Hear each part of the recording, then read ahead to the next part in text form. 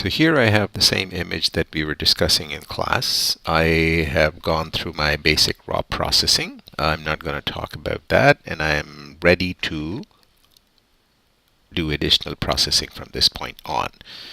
So once again, a little gentle reminder for all of you. Make sure you associate the correct profile. At the bottom, which I have done, is Adobe RGB, since I'm working with a raw file and I would like to have it in the best possible quality. I am maintaining it to a 16-bit per channel file at 300 ppi. All said and done, I'm going to hit open. First thing that I wish to do, and I noticed there's some garbage in here that I need to fix, and there are some flaws, bunch of flaws. So I need to retouch first. So I'm going to create an empty layer on top. And once I've created an empty layer, I'm going to use the patch tool very quickly, choose an appropriate size of the brush. You don't have to be humongous or very large. And make sure you are set to sample all layers, or current and below, whatever it may be, and current content aware, so that you get it right.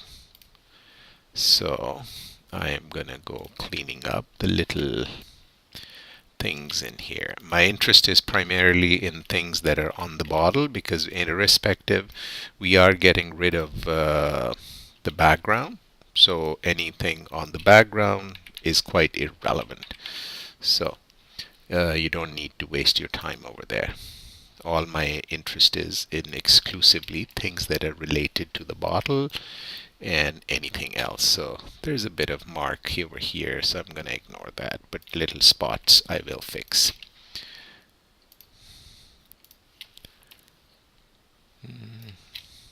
Let's see.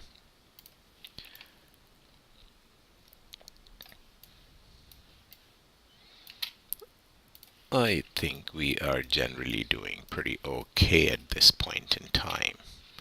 So now that I have done this, I go to a full screen, and the next step that I will be going through is making a copy of the two layers together. So I select the top layer, which is, I'm going to name it Retouch, and select the background layer and create a quick flattened version from these two layers. And a quick shortcut for that is Command Shift Alt Option E. On a PC, all you will do is change the command to Control. So it will be Control Alt Option Shift and E. So now I have a flattened version, so I'm going to name it Flattened Version Working. So this is just for my reference. Now that I have this, I wish to draw a path around it so I can eliminate the background and so on and so forth. So the first thing, take the pen tool, enlarge the image, and pick on one spot where you can begin the process. I'm going to kind of start from here. So I click and drag a little, and I click and drag so the contours kind of match the edge.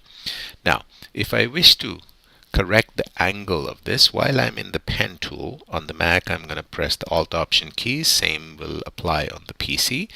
While don't press on anything, press that particular key, Alt Option key, and bring your cursor to the Bezier hanger. And I'm going to curve it so that it follows this contour. And then do the same thing. So what I'm really doing is utilizing some of the keyboard shortcuts to maximize my advantages, and as opposed to going back and forth in the sense of doing everything first and then going and correcting things, I am taking care of it all at once. So it's a little more efficient than what we had discussed in class. So I will continue with this.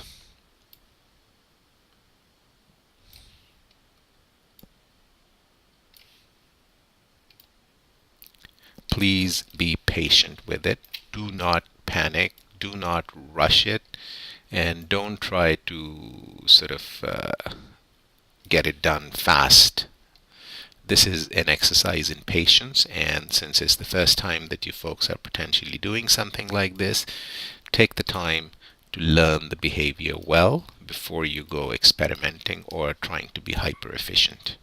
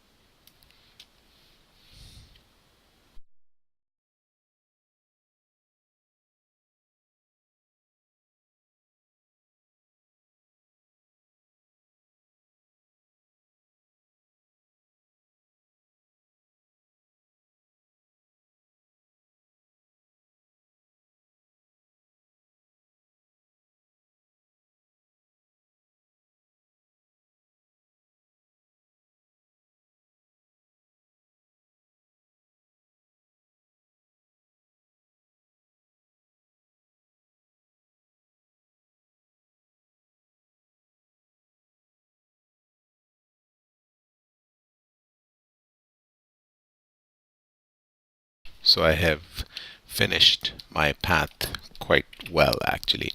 A couple of nodes that I may wish to sort of adjust a little bit. So I'm going to enlarge it, take my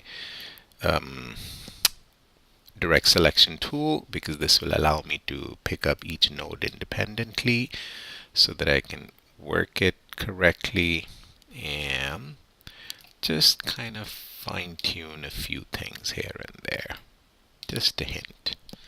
And if you wish to just change a curve on one single side, go choose the convert point tool and tweak it down.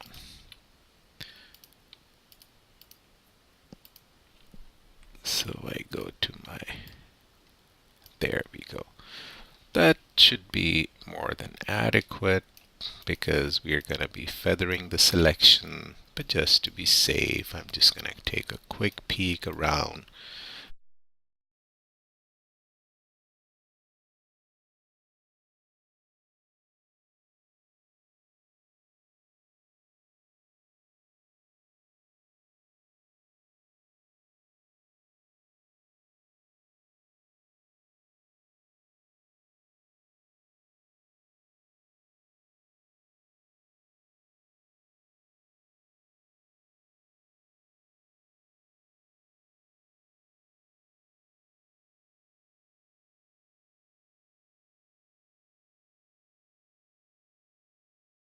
Okay, done. Now I have got a nice clean path around my bottle object, and what I need to do is go now into my paths panel, and notice it says here work path. What is very important is you got to name it. If you don't name it, then this work path will disappear the moment you draw a new path, and you want to have a path available to you for recall at a later stage in time if you so desire. So the smartest thing to do is, before you do anything, double click on the text over here and give it a name. So I'm going to just call it bottle. So now I have bottle selected. While I'm here, I go to the flyout menu. So there are a couple of ways of approaching this. You can go to the flyout menu, click in here and say make selection. The same menu can be activated while you are in the path and it's active. Bring your cursor close to the path, right click on it and say make selection. Same idea, same functionality, same everything. So if I click in here, now what I need to do is, because remember, images consist of pixels, square pixels, and there's curved surfaces. So we need to create a subtle softness along the edges of the bottle, otherwise it'll look very sharply cut. So I'm potentially going to give it about a 2 pixel feathering in here, and I hit OK. So by default, as soon as I do that, the marching ants kick in. That's the selection, and the path gets deselected. Go to my layers panel, make sure I am in the bottle layer where I want to apply a layer mask so that I can separate the bottle from the background. So at the bottom of the layers panel, the third icon from the left, which looks like a rectangle with a little circle in there, while the marching ants are active, making sure that you are in the correct layer, come click in it. And it has created a mask. Now, what is happening here is you don't see any change, which is potentially what may be happening with you. Don't forget that we also have the background layer active, correct? And this is just a copy of it. So what I'm going to do is I'm going to switch off these two layers. Which one was the retouch, one was the background. And lo and behold, I have a perfectly good looking bottle that has been stripped away from its background. Next step is I wish to add a background to this image. But before I add background, I need to sort of enlarge the canvas a wee bit so that the bottle is kind of centered into the canvas. Couple of different ways of doing it. It's your choice how you may wish to do. You can use the crop tool to extend the canvas, or you can go into the image menu and you say canvas size, and then you can choose what should be your anchor point. So we really want image to be increased not at the top but the bottom, left and right. So you can click on the top as the anchor point and then give it whatever dimensions that you want it to be. Or alternatively, you can take the crop tool, and the quick shortcut to the crop tool is hit C on the keyboard. So I've got the crop tool going. So notice the crop tool is by default there. So I am going to just extend the crop tool and extend the canvas using the crop tool. And that's about all that my interest is. So I can visually just set it in the middle, and I seem to be pretty okay. Once I've done it, I'll go click on the commit, which is the check mark at the top, or simply hit the return key on the Mac or the enter key on the PC, and whatever change that you had made will be committed to it. So now we have a perfectly clean looking bottle without any backdrop. Next step, we need to create a backdrop, a background for the bottle to rest on. So we need to have that new layer to be beneath the bottle layer. So remember, these two that we have switched off, they're really not relevant, they're just our backup. So this is the bottle that we now have, which is the current top layer for us. So we need to create a layer beneath it. So what you can do is click on the new layer icon in the layers panel, and the layer gets created above it. So you can comfortably drag it down to whatever position you want. I want it directly beneath that, or if I don't do it that way, while this layer is active and selected, I can create a layer directly beneath that. To create a new layer directly beneath the active layer, you press the Command Apple key, and keeping it pressed, you click on Create New Layer. The new layer will by default be formed beneath the active layer. I'm going to give it a name, and I say background, so that I know what I'm doing. So once I have a background layer, I go and choose a gradient because I want to apply a certain gradient. And you can create your own gradient in exactly the same way that we discussed in class. I'm going to choose a gradient that I had already made. So this is my gradient, and I'm going to apply the gradient, and it should be a linear gradient. So make sure where my cursor is, that implies a linear. This is a circular or a radial gradient. This is a diamond. This is a reflected, and whole kinds of options. So stick to the linear gradient. And to maintain a straight angle of 90 degrees, you keep your shift key pressed and then click and drag. So there you go. So I have a perfectly good looking gradient in here, but the bottle still seems to be kind of floating in midair. So now what I'm going to do is create a soft, direct, dark shadow beneath the bottle. To be able to see what kind of shadow you really want, you can switch off the layer mask by simply keeping shift pressed and clicking on the layer mask of the bottle, so you can see the nature of the shadow that you have. So what you could do is as follows. Create a blank layer directly beneath the bottle or above the background layer. Name it, and I'm going to call it hard shadow. So I've got it. And now I'll simply switch off the layer mask so that I can see where my shadow was in the original image, so I can be pretty darn close to it. And I take my polygonal lasso, I give it some feathering. Let's say I'm going to begin with about 15 pixels of feathering and see how it works. And all I'm really going to do is click, let go, click, let go, click, let go, click, let go, and continue until I have kind of drawn the contour of the shadow. So it looks pretty pathetic, but that's okay, because remember, part of it is going to be hidden behind the bottle. So now I reactivate my mask on the bottle, making sure I stay in the shadow, hard shadow layer. I take the paint bucket tool, which resides beneath the gradient tool, and making sure black is in the foreground, bring the bucket to the selected area and click in here, and then deselect.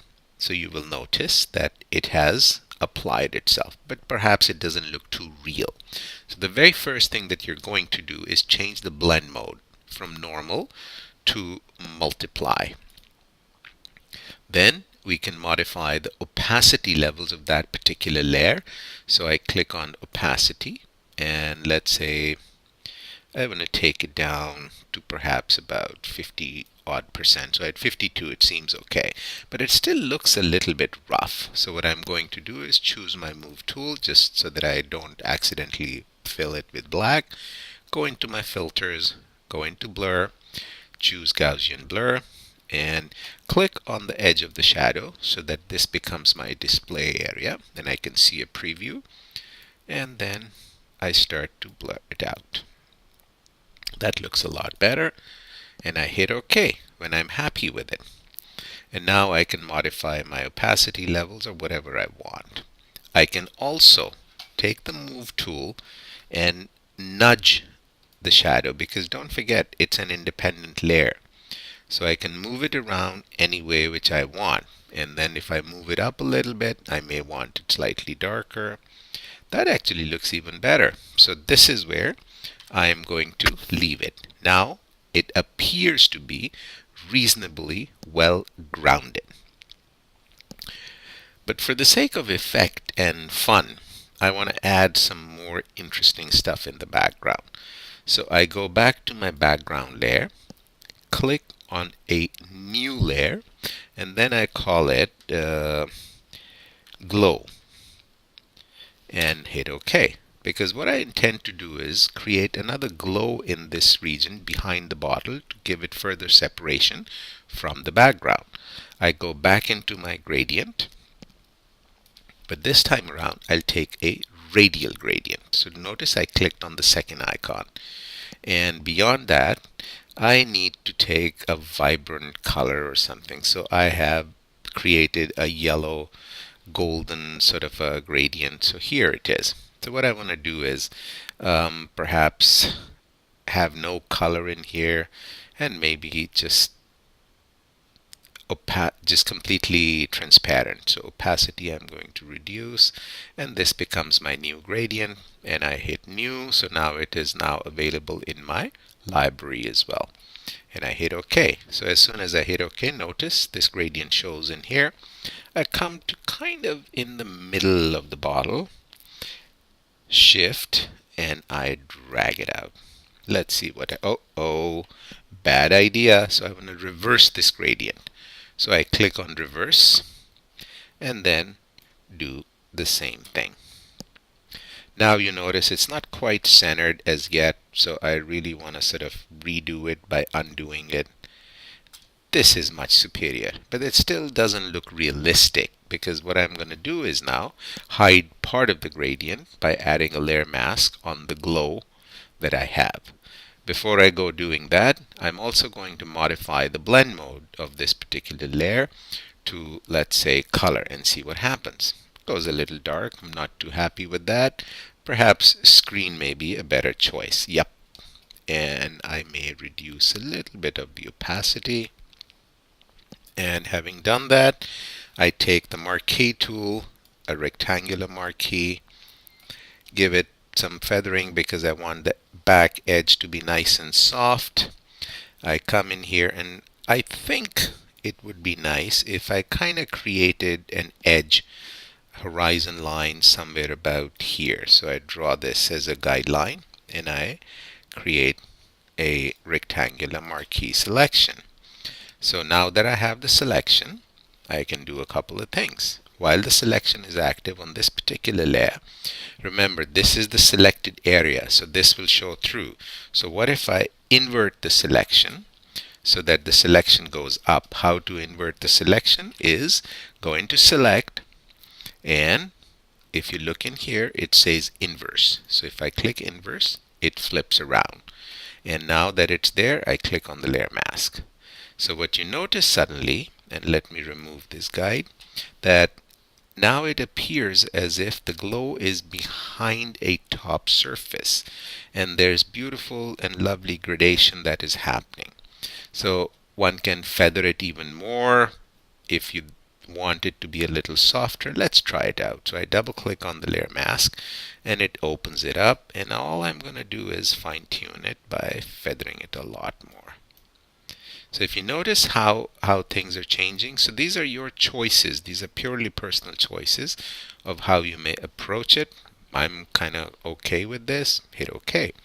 Now you're beginning to get a great sense of depth and everything else. And everything that we have done still follows the contours of the bottle. Next step, we're going to create a little reflection of the bottle and a bit of a shadow as if it's coming forward to give it further depth perception. So I come to the bottle layer at the top. I duplicate this entire layer. To duplicate it, you simply select it and drag it over the new page icon in the layers palette, and it'll create a brand new layer. Next step, because here there is a mask as well, I want to apply the mask onto this image so that it becomes just the bottle itself, because I already have a masked bottle and the original both. So I right click on it and I say apply layer mask. So as it applies layer mask, all it's done is it's created a little bottle, and then allow me to enlarge this view so that you can actually see it. Notice it's just a bottle cut out without any background. So now that this is there, all I'm going to do is go into edit, transform, and flip vertical. So what it's going to do is flip the object. Notice that? So it's literally becoming a reverse of it. But my reflection really needs to be beneath this, and perhaps beneath the shadow as well. So I take it down, and then using the move tool, I grab it and move it all the way down. So you place it strategically to a point where it looks realistic, and once you're happy with it, at that point I'm going to now apply another layer mask on it and put a gradient as if the bottle, the reflection is fading away. And I'm also going to reduce the opacity of the whole thing so that it looks a little more realistic. So if you notice, even the text is looking pretty darn decent. So this is the layer. I add a layer mask. I take a gradient, and my gradient for masks will always be black or white, or would, why, there we go. So it's just a simple white to black or black to white. I'm not going to be reversing it. And let's see how it behaves. See, I made a mistake. I was in the radial gradient. I need to be in the linear gradient. Make sure you're in the correct gradient. And then drop. It needs to be reversed. So I'm going to reverse it and then apply it. Or perhaps a little farther down. And maybe here. Maybe a little differently. So here to here maybe. Yep, that's a lot better. That is now beginning to look pretty darn realistic. Take the move tool, which is the top arrow, and we can tweak and move this shadow however you may find it convenient. You can push it up to see how it behaves. I think this looks better, a little closer up. So I'm going to push it up there. That's not too shabby. And what happens if I change the blend mode from normal to, let's try something. Let's put it to multiply. Hey, that looks even better. It looks as if it's actually reflecting in some nice glassy surface. And what happens if we increase or reduce the opacity? I think slightly reduced opacity works better. The last thing that I'm going to do here is also give it some bit of a blur. So there are multiple types of blurs you can give it. There's the blur gallery, where you can give it a path blur or whatever you want to. It's entirely your choice. Okay, so I'm just going to stick with the Gaussian blur and see what it does. So again, I'm going to bring it over here. See how soft it becomes? I don't want to blur it to that degree. Just about yay much. That's adequate. And I hit OK. So what I have done up to this point is created a separated bottle with a nice shadow, a good backdrop, which gives you a sense of depth and a nice glow in the background, and so on and so forth. Now comes the details part. So if you notice in this particular image, I'm going to enlarge it. There's this nice highlight that's kind of coming up in here, but it stops over here. I would like to extend it just a wee bit more. So while I'm in my path panel, notice my bottle is still there. I go and choose the pen tool by simply hitting P on the keyboard, so the pen tool becomes active. And I'm also going to try and see how it behaves if I extend this highlight a little bit. So I'm going to start from here, come in here, and then literally draw the contour of the shading that we have here. And what's the worst that can happen? You may not like it, so we'll chuck it. So be it. And I'm going to fine tune it shortly. So I'm going to kind of blend it in this region up to this point. So we'll see how it works.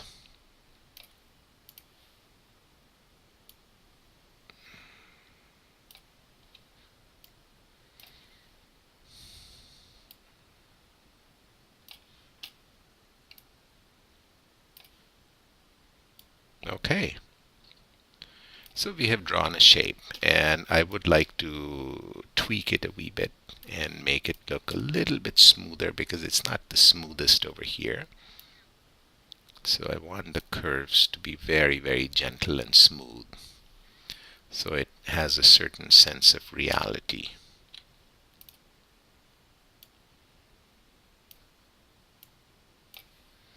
I think we should be okay. And there we go. And perhaps a little stretch in here and a little stretch in here. Okay, so now that we have a work path, notice what it says here, work path. So I'm going to call it broad highlight and hit OK. And once again, right click and say make selection. But this time you want it to be nice and soft along the edges because it's not very sharp. So perhaps 2 pixels may not be adequate because it may create a very sharp outline to this space that we're going to be utilizing. So I'm perhaps going to give it maybe about 8 pixels of feathering and hit OK. Going back into the layers panel. Now, since this is a highlight that I'm going to be creating from this selection, this needs to be above the bottle. So I click on the topmost layer, which is the bottle layer, and then click on the brand new layer. So it's created a brand new layer, and I'm going to name it broad highlight. And that's the broad highlight. At which point, a couple of options. I can take a simple paint bucket and bring white in the foreground and simply click in here. So, oh good lord, it looks pretty ugly, eh? Don't worry about it. So I'm going to deselect it. shortcut is Command D, or you go into select and say deselect, and that'll deselect. First things first, I have to change the blend mode of this to perhaps screen, and then I'm going to reduce my opacity a little so that it becomes a little more realistic. So that's not too bad. And I may decide to go and feather it just a little bit more. So I'm going to go back into my Gaussian blur and bring it over and see what happens if I over blur it or if I keep it around here. Yeah, that's adequate, and hit OK.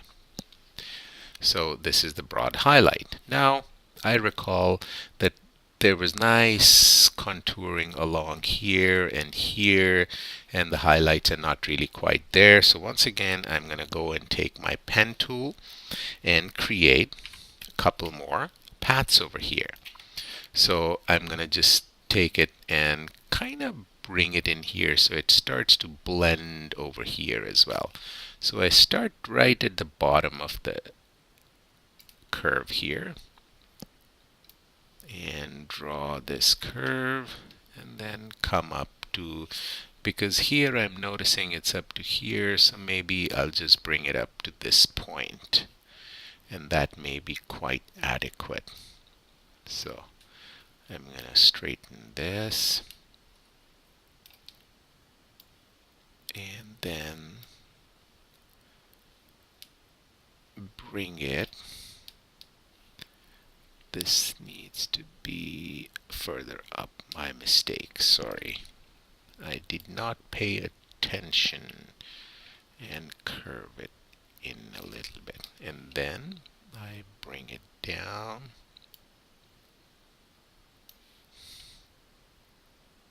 And again.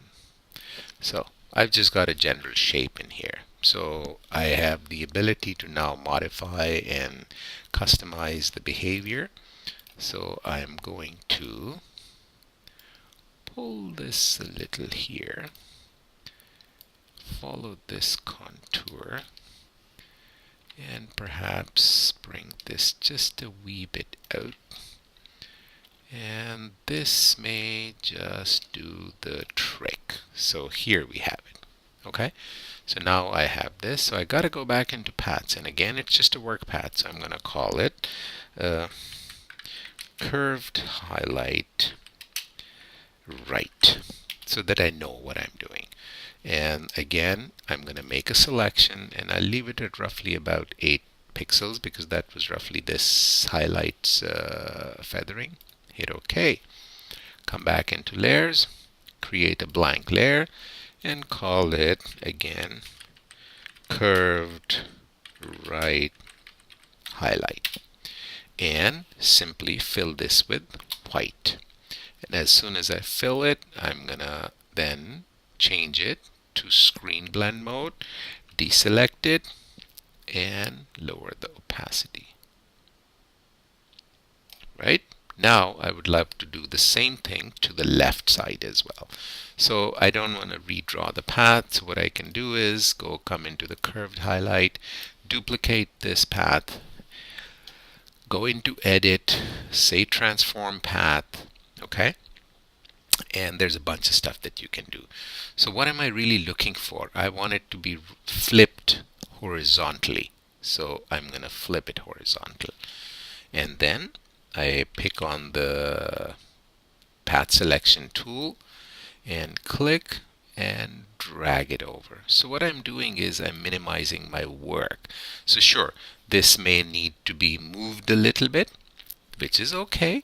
I can quite comfortably do that by simply choosing the direct selection tool and moving the nodes a little here and a little there to fine-tune it. So I want to bring this down a little bit here and perhaps pull this just a hint more.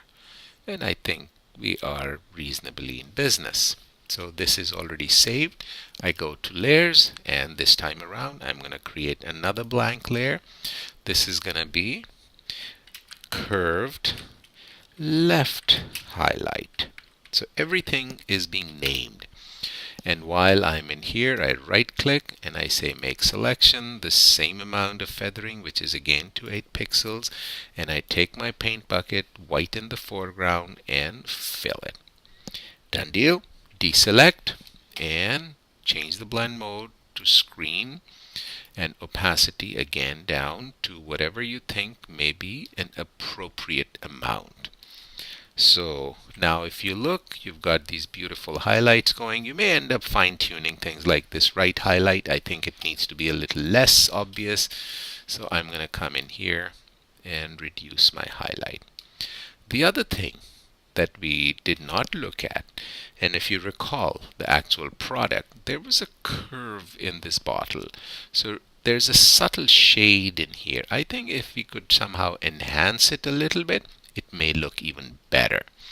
So what if we were to do one more layer and call it the top dark shadow, and go back and choose the pen tool because we are creating a new path again.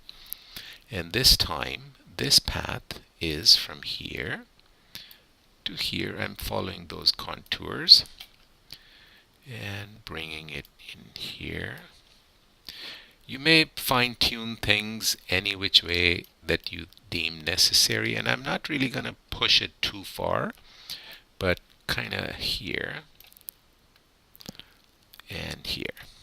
So I've got to smooth it out. It's not looking very nice, so deselect, and that's better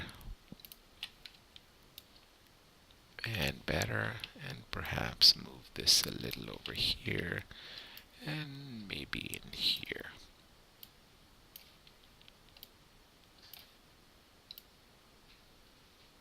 I think this should be reasonably adequate without really making much of a issue out of it. So again, paths, and I'm going to save this path by simply calling it top shadow.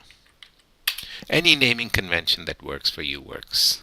You don't have to follow any of my ways that I'm naming it. So here we are. I simply choose the move tool, right click. No, can't do that, so gotta go into my paths, come in here, right click or click in here and say make selection. Again, how much of a softness here? I may want a little more, so I'm gonna give it 10 pixels. And this time around, as opposed to filling it with a white or a solid black, let's see what happens. So if I take a solid black and fill it with a solid black, it becomes very dark, which is okay. So I'm going to change again to multiply and reduce the opacity and see how it behaves. So you can really sort of control the behavior. I'm going to hide the marquee for a second. Does it look okay, or what does it look like? Now this is one way. So I'm going to undo a few things. So right now I just have a selection. As opposed to this solid fill, what if I were to take a gradient? Okay, and yet once again I'm going to take a black to transparent gradient. That's all that I'm going to try and see how it behaves. So I come in here and I pull it down. So again I have to reverse this gradient, so I'm going to pull from here to up here, or maybe farther down and then pull it all the way, and then deselect, change it to multiply and reduce the blend modes. I think it looks just a little bit more natural, and look, it's very little, 8%, so this is the difference, or even less than that. Just a tiny hint is what you're looking for. And there you go.